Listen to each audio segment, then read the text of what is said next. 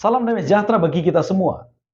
Kita tiba pada garis besar pelajaran sekolah sahabat dan kali ini adalah pelajaran yang keempat dengan judul Bagaimana Tuhan Menyelamatkan Kita. Saya akan membawa garis besar pelajaran sekolah sahabat untuk minggu ini dalam 4 bagian. Dan sebagaimana kita ketahui, pelajaran minggu ini berfokus pada Efesus pasal 2 ayat 1 sampai dengan ayat yang ke-10. Bagian pertama, Paulus memberitahukan keadaan orang-orang di Efesus yang juga menjadi gambaran keadaan kita sekarang. Dalam Efesus pasal 2 ayat 1 sampai 3. Dia katakan bahwa kita ini adalah orang-orang yang sudah melanggar. Apa penyebabnya sehingga kita menjadi orang-orang yang melanggar? Ada 2 faktor yang disebutkan dalam pelajaran sahabat kita. Pertama adalah faktor eksternal dalam Efesus pasal 2 ayat 2. Itu disebabkan karena kita mengikuti jalan-jalan dunia ini. Atau sikap perilaku orang-orang di dunia. Atau karena kita mengikuti roh-roh jahat di dunia ini.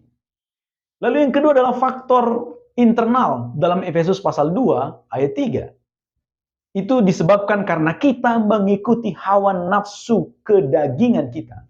Atau pikiran kita yang jahat. Dan kedua faktor ini menjadi penyebab kita melanggar. Dan oleh karena pelanggaran ini sehingga kita menjadi berdosa. Karena 1 Yohanes 3:4 katakan dosa adalah pelanggaran akan hukum-hukum Tuhan. Dan oleh karena keadaan kita sudah berdosa, Rasul Paulus menyebutkan bahwa kita ini adalah orang-orang mati. Walaupun gambaran yang digunakan dalam Efesus 2 ayat 1 ini adalah gambaran mati sebagai metafora, akan tetapi kalau seandainya orang berdosa tidak bertobat, memang upah dari dosa adalah maut, berdasarkan Roma pasal 6 ayat yang ke-23. Lalu bagian yang kedua, setelah Rasul Paulus memberitahukan keadaan jemaat Efesus yang juga adalah gambaran keadaan kita, sekarang Rasul Paulus memberikan solusi atas keadaan kita tersebut. Apa solusi terhadap manusia yang sudah berdosa ini? Solusinya adalah rahmat Tuhan. Atau sama dengan kasih karunia Tuhan yang besar. Itu adalah harta yang tak terduga. Solusinya hanya rahmat Tuhan saja. Apa itu? Melalui siapa rahmat itu diberikan? Pelajaran sekolah sahabat sebelumnya dan dicatat dalam Efesus pasal 1 ayat yang ke-9. Hanya karena kematian Yesus Kristus. Sehingga kita dapat diselamatkan. Perlu diingat, kita selamat hanya karena kasih karunia Tuhan. Bukan karena kehebatan, bukan karena usaha atau kebaikan kita sendiri.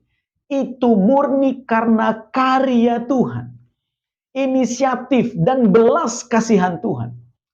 Maka tidak boleh ada manusia yang memegahkan diri atas keselamatan yang akan diterimanya.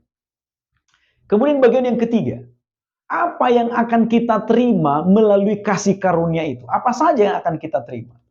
Dalam Efesus pasal 2 ayat 5 katakan, kita diselamatkan. Karena memang tujuan dari kasih karunia adalah untuk keselamatan kita. Di ayat 6 katakan, kalau orang benar itu mati, mereka akan dibangkitkan. Lalu kemudian, masih di ayat 6 katakan, upah dari kasih karunia itu yang akan kita terima adalah kita akan diberikan tempat bersama-sama dengan Tuhan dalam kerajaan sorga. Lalu bagian yang keempat, apa respon kita terhadap rahmat atau kasih karunia Tuhan yang besar itu? Efesus pasal 2 ayat yang ke-10. Respon kita atas rahmat itu adalah lakukanlah pekerjaan yang baik. Karena memang untuk itulah kita diciptakan. Jadi kalau kita berbuat baik, bukan supaya kita selamat. Akan tetapi, kita berbuat baik karena memang untuk tujuan itulah kita diciptakan oleh Tuhan. Inilah garis besar pelajaran sekolah sahabat kita untuk minggu ini. Semoga Anda diberkati dan semoga video ini membantu Anda dalam menyelidiki dan mempelajari secara lengkap pelajaran sekolah sahabat kita. Terima kasih, Tuhan memberkati.